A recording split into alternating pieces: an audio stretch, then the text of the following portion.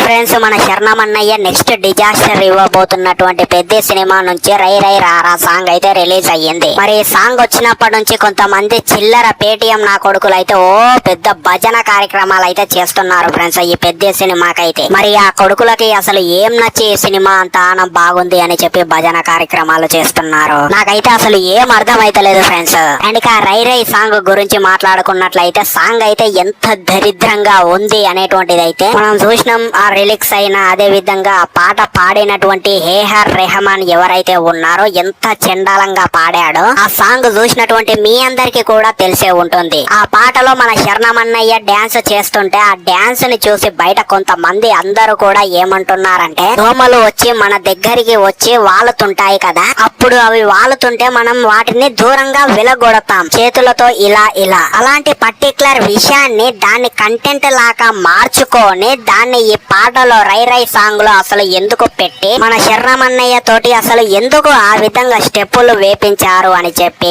ఇంకొంతమంది అయితే ట్రోల్స్ అయితే చేస్తున్నారన్నమాట.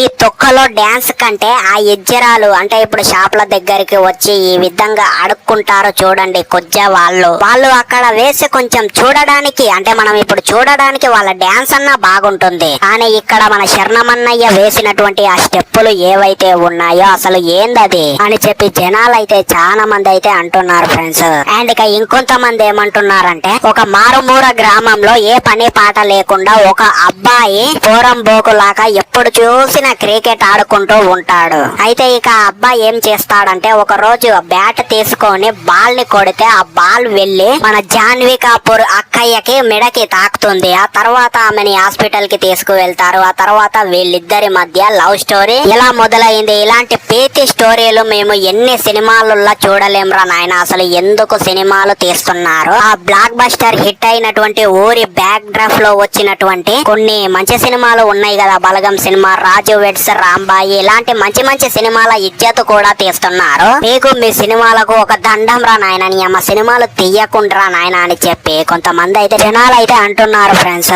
కానీ వీళ్ళైతే ఇంటరా ఫ్రెండ్స్, అసలు ఇనటోళ్ళు కాదు ఇంతకే మొండోళ్ళు. అసలు ఎడ్డదిడ్డంగా సినిమా అయితే తీసుకుంటూ అయితే వెళ్ళిపోతున్నారనమాట. ఈ పెద్ద సినిమా అయితే మరి ఆఖరికి సినిమా సంకనాగిపోతుందా, ఫ్లాప్ అవుతుందా అనేటువంటిది అయితే వెయిట్ చేసి అయితే చూడాలన్నమాట.